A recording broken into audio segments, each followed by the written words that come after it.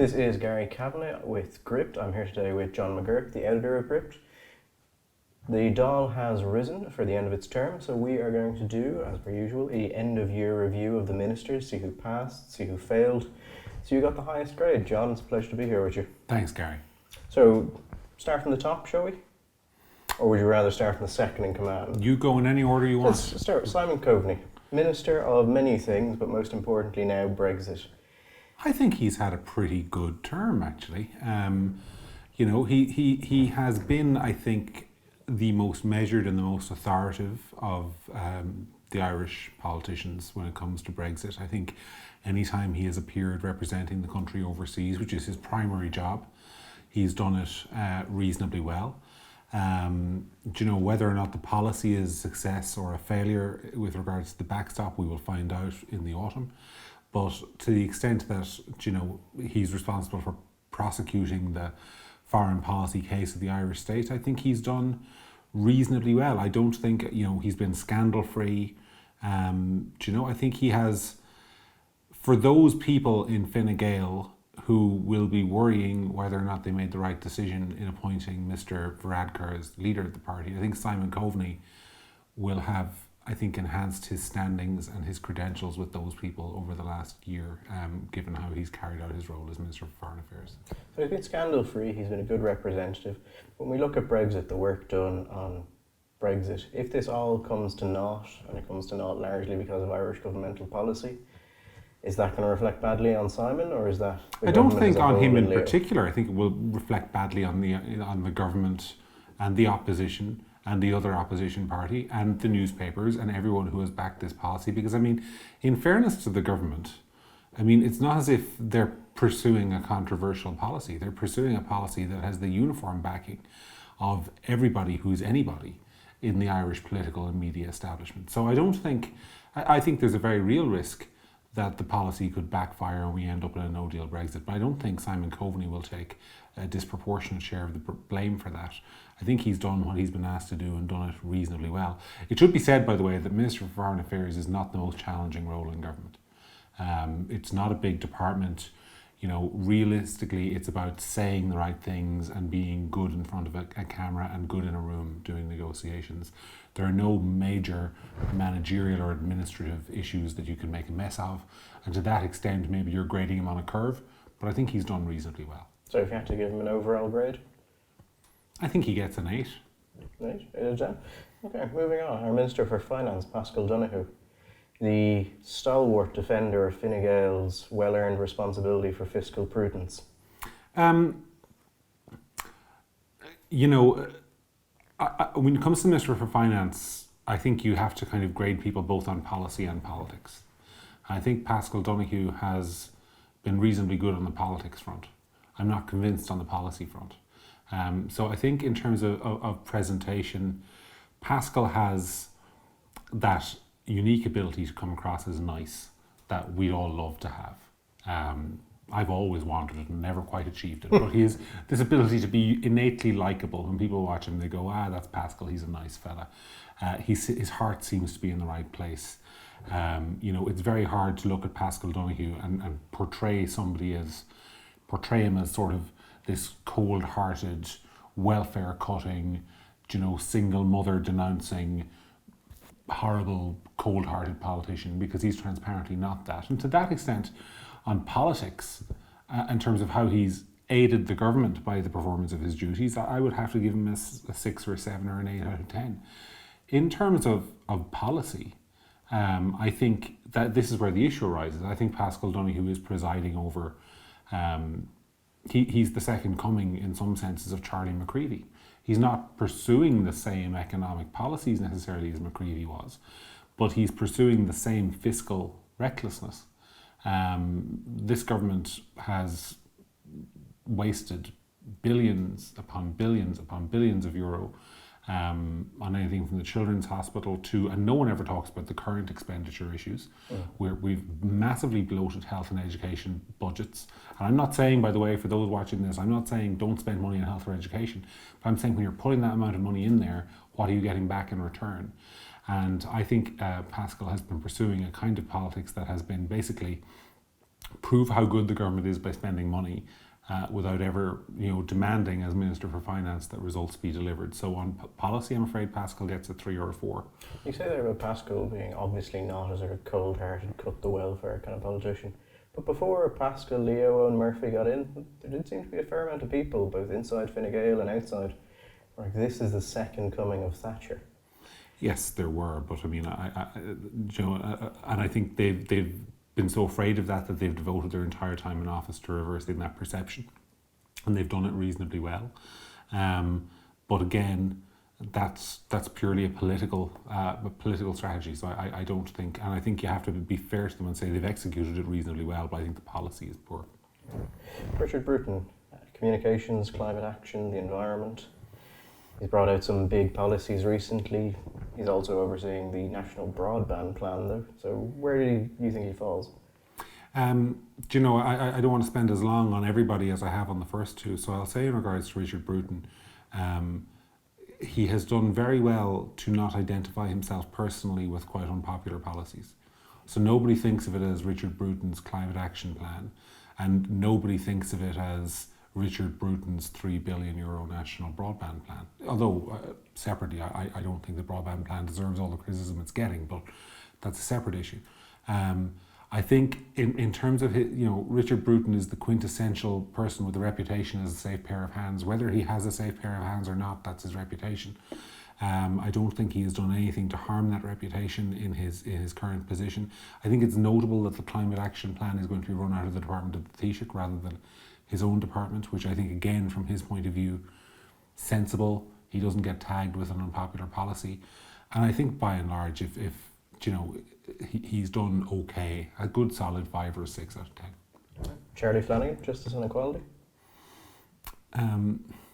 It's hard to know what to say about Charlie Flanagan. I mean, he doesn't seem to have much of a day-to-day impact. Scandal-free, though. It was scandal-free, but I mean, he again doesn't seem to have much of an impact on the day-to-day running of his own department. I mean, most of the issues with regards to policing reform seem to be driven primarily by Drew Harris, who's the new Garda Commissioner. Charlie Flanagan's main role seems to be to come out and produce the odd twee remark about equality and plan to take more stuff out of the Constitution and all of that kind of good stuff. But I mean, I would regard him as a relatively anonymous minister, doing not much harm but no active good. So I would give him a 4 or a 5. Really? I would have thought you would have gone for the government that governs best or the government that governs least, and by that standard, Charlie Flanagan is flying.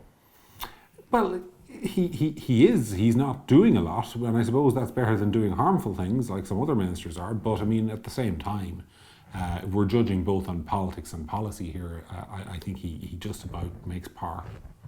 Heather Humphrey, business, enterprise and innovation. I should declare an interest here. Heather is somebody I know. She's a very capable pair of hands. But I mean, I haven't seen anything of any note or any reform from her in that department. One of the things that characterises this government, actually, as we go through these ministers, it's a running theme, is the lack of any attempt at governing. I mean, there's been no, you wouldn't say about Charlie Flanagan, who we just discussed, Charlie Flanagan has done X, Y, and Z. You definitely wouldn't say about Heather Humphrey, she's done X, Y, and Z. It has been primarily a sit on your hands, don't rock the boat, change as little as possible and hope to win the election form of government from the vast majority of members of the cabinet. And to that extent, I mean, this is a government that strikes me as terrified of bad publicity. And the easiest way to avoid bad publicity is to do as little as possible.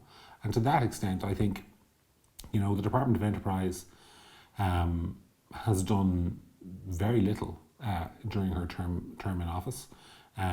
What it does do, it does reasonably well. Again, you get a bonus point or 2 for no scandal. So I would say she gets a par score of 4 or 5. When running through this, the ministers and the junior ministers, just to make sure we had everything in hand before this, there were a good number where you look at and you sort of go, really?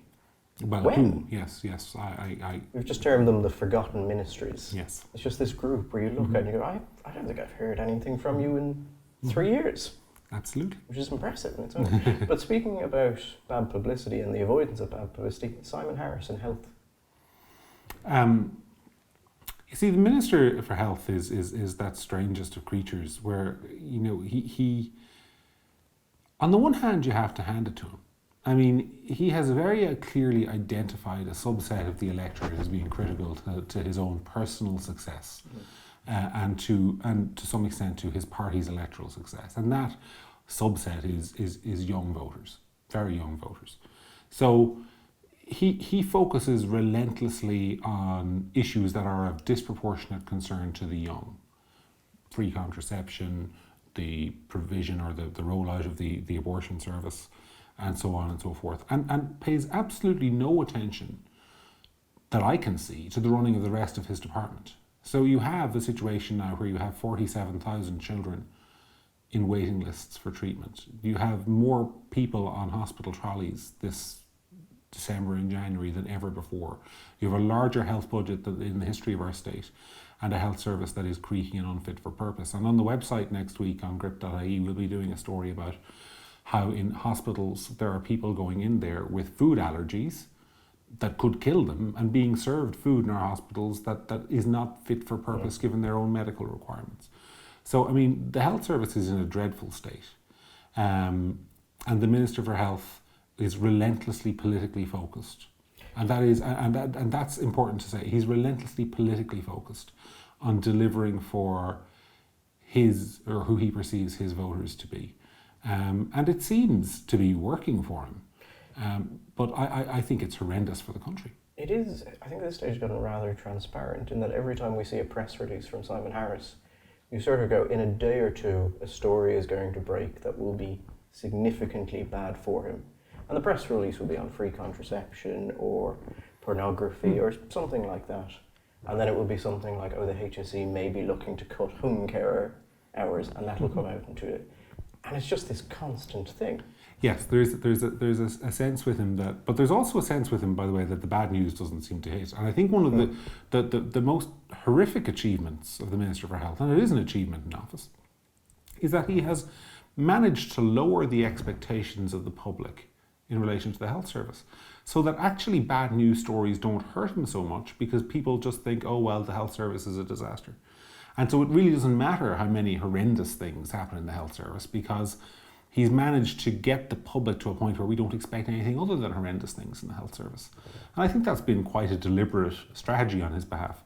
I would say about him, though, that I don't think this act can or will last forever, because there's a generation of voters who are growing up to whom at the moment free contraceptives and sexual health testing and the provision of abortions and all the rest of it are important issues.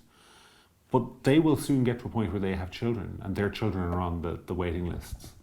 And that happiness and that kind of fondness for Simon Harris will turn to anger. And it should be said as well, I mean, there's a fundamental question about your competence, I think, when you have devoted a year of your life in the Ministry for Health to rolling out an abortion service and can't do it. I mean, he's failed to deliver that. And you know, our viewers watching this may have an entirely different view about whether the abortion service is correct or wrong, but he's failed to deliver it, having focused almost exclusively on it. So I don't want to spend all day talking about him. He gets predictably enough a 0 out of 10 for me, because I don't think any minister who's presiding over the absolute catastrophe that is the health service can get higher than that. Like Creed, agriculture. Slightly happier than Simon Harris. He is one of those people who's not well known outside of his own ministry, I think, which is a positive for him. I think that the farming community find him accessible enough to deal with and open to listening to their concerns, which is, I think, a huge positive. I think that ministry, more than any other, is a clientelist ministry where you're dealing directly primarily with a whole subset of voters, the farming community, and you have to be open to them, you have to be willing to talk to them, and you have to be able to address their concerns and represent them effectively in government. And on that score, I don't think there are many complaints of Michael Creed, but he is presiding over the Mercosur trade deal with South America, which is a fairly catastrophic failure of Irish trade negotiations, or the representation of Irish positions particularly agricultural interests in Brussels. I think when you have a policy failure of that scale on your watch, and I recognise it might not all be his fault, but it's a policy failure on his watch, I don't think this could be regarded as a good term for him at all, so I'm going to give him a 3. Roughly as popular with farmers as Phil Hogan. Yes. Shane Ross, Minister of many things, primary among them the reopening of Step Aside Garda Station. I think he's the most disappointing politician in the Oireachtas. There's a very big jump between his views as a newspaper contributor and his views in government. But more than that, because I think Shane Ross is a genuinely capable individual. I do think that. I think he's a naturally talented politician with an ability to connect with people. His huge majorities in Dublin South have demonstrated that. But I don't think he has shown himself to be a capable senior politician at all. I think his handling of the Department of Transport has been poor. I think when you look at some of the industrial relations, I know I'm not talking over the last year specifically, but some of the industrial relations issues over the time of his term in office, I don't think he's handled them well. I think he has managed, and this is difficult in this government, to garner himself a reputation as the most publicity happy, most self-promoting minister in the government. I mean, when you're sharing a government with Leo Varadkar as the Taoiseach, that's a difficult achievement. That is actually quite impressive. And I don't think he has come out of his time in government with his reputation enhanced. Not really much more to say about him. I don't think he hasn't done or much. I give him a 2. Catherine Zappone, overseeing Tulsa and a new move on a adoption bill which would enable people to basically find out exactly who their parents are. You see, I don't think she is. I think the thing with Catherine Zappone is that, you never get the impression with Catherine Zappone that she's actually running anything. It tends to be, the distinct impression you get from Catherine Zappone is that, she floats around the place saying things. And to the extent that there is new policy from her department that's being generated within the department, she's being asked if she approves, and if she does, she goes out and talks about it. I don't ever get the sense with Catherine Zappone that she's a hands-on minister grappling the reins of government, making decisions that impact people's lives. I get the sense that she's somebody who is sent out to smile and have her photograph taken, and occasionally say the odd nice liberal thing. So I could be totally wrong. I put my hands up on this because it's not a department I pay a lot of close attention to, but reputationally, talking to people who know her, talking to people who worked with her, I don't get the sense that she's at all effective. And I think, bear in mind, the thing with Catherine Zappone is she's not a Fine Gael minister. She's an independent, and she comes from a very different political tradition to that of Fine Gael. And while they might be sympathetic on some issues, I think the fact that Catherine Zappone is still in office is evidence enough that she hasn't been particularly effective, and she hasn't particularly been a threat to the political order she says she opposes. Michael Ring, Rural and Communications. Kind of one of those forgotten ministers. Well, he isn't. He's one of these people who he's kind of like a second minister for agriculture. He's the minister for going around and shaking hands with people, I think. It's not a department you can do an awful lot with. He's had the broadband plan is not being run from his department, for example, even though he's the Minister for Communications, which leaves him with not an awful lot to do. So, I mean, he's one of these people who is transparently in cabinet to give him a run out in cabinet. He's not somebody who you would ever see being promoted to a more senior ministry, which by itself questions why the ministry he's in is there at all, because it's clearly not something that the government prioritises, and Michael Ring's low profile is a consequence of that and evidence for it. So, he gets a 4 because he's done nothing wrong. Joseph Madigan, Minister of Culture. I mean, how many of these are left, by the way? 2 more. 2 more. Now, you were blessed we didn't go through the junior ministries because they, like Pokemon, there's too many of them. Joseph Madigan, I think, is somebody who is a very capable communicator, is quite beloved in the media because she's everything the media archetype of a modern politician should be. She has a knack for generating publicity with statements and actions. I mean, saying mass or whatever she did that time, generally her comments in relation to religion and the church tend to get her into the headlines. She tends to be a good soldier in the culture war, and a solid ally of the Taoiseach and a safe pair of hands you can send out on television. I have no earthly idea what she has done with the culture department. I don't think anyone does. I wouldn't be a fan myself, but purely on politics and purely on her contribution to the government's political programme, you'd have to give her a 6 or 7. John McHugh, education and skills. It's one of those departments, isn't it, education, where you generally don't hear any good news from it. It's generally only teacher strikes or school overcrowding or any of those things. And I think it is to Joe McHugh's credit that during his time in office, we haven't heard any of those stories. He's one of the most anonymous ministers for education in my lifetime. He's proposed no major new reforms.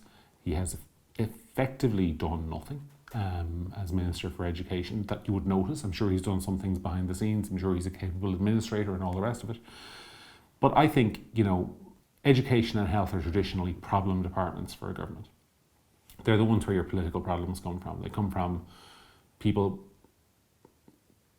unhappy with how their children are being educated or unhappy at their healthcare treatment. And I think the fact that Joe McHugh has run that department quietly and effectively is a huge benefit to the government and something that keeps the Taoiseach's mind at rest. So I think he actually scores very well for doing nothing, if that makes sense. I also don't think it's an area that particularly needs huge reform. There are reforms you could make, but I don't think it's crying out in the way that health, for example, is for reform. So I think Joe McHugh gets a solid 6 or 7. And the last minister before Leo himself, who's also a minister, is Owen Murphy. Housing. I have huge sympathy for Owen Murphy. I think he's in the worst department to be in at the moment, apart from health, which is housing. He has an unfortunate class background for the job that he's in.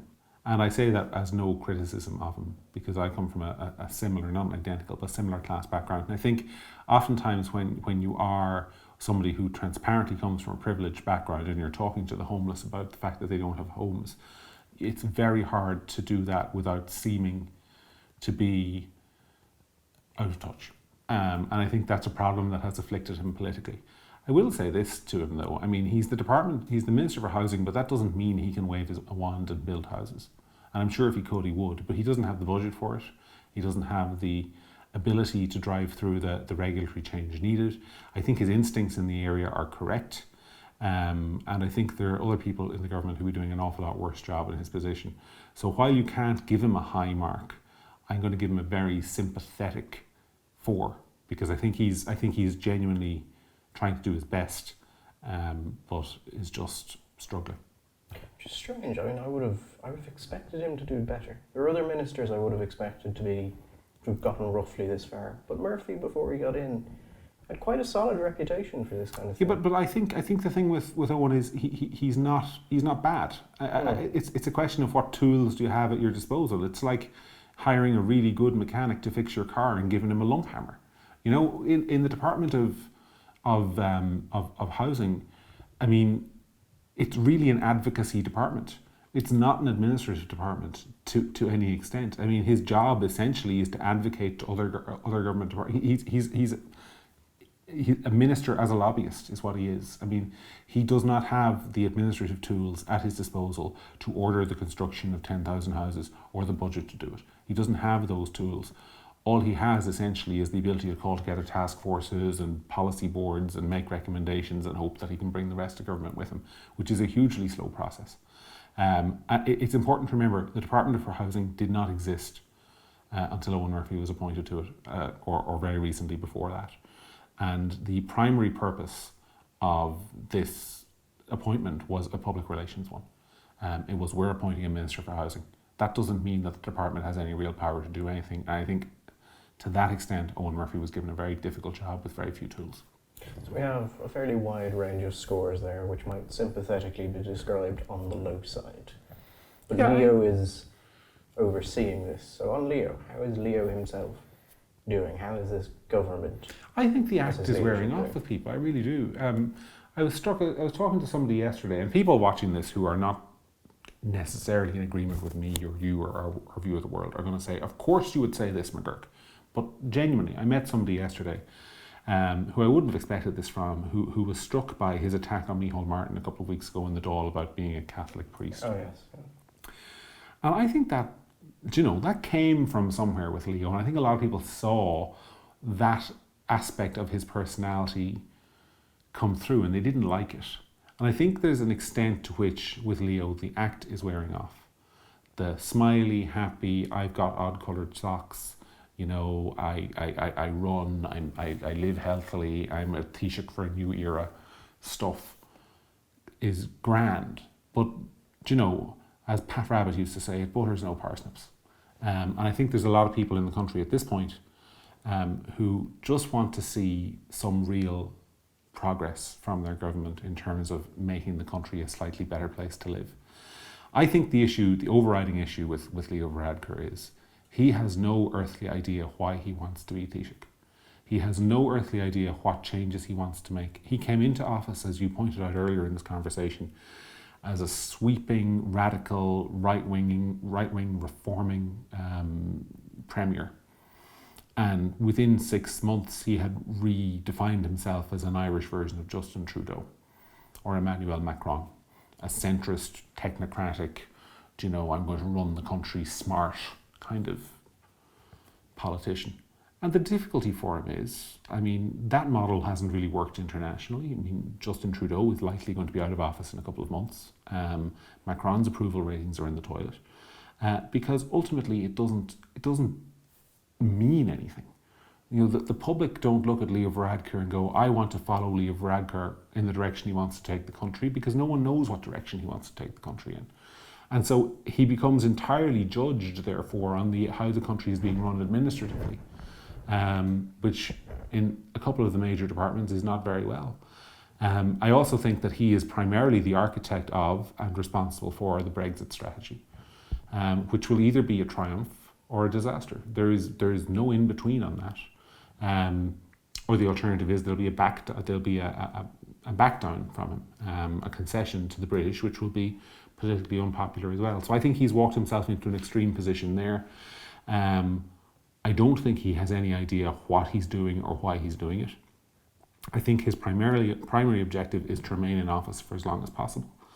And I can't give him a high mark. I think he gets a 2 for presentation and I think at least some solid presentation. If you were to say a word in his defence, he has presented on behalf of the country the Brexit position very well internationally. I think it's only fair to say that to him. So maybe even bump him up to a 3 for that, but not an inspiring score, not a high score. He has presented very well a position which may cause the worst possible outcome in Brexit. Or, in fairness to him, may cause the best possible outcome. That remains to be seen. The point is that it is not only his position, it is the position of the entire Irish political and media establishment, whether you agree with it or disagree with it. And, anybody, even if you've got a weak case in court, you need a good lawyer to prosecute it on your behalf. And he has shown himself to be that. So I think he's running the country poorly, but on that, at least as a positive, I think we're going to bump him up to a 3 out of 10. This has been Gary Kavanagh and John McGuirk for Gript. All the best.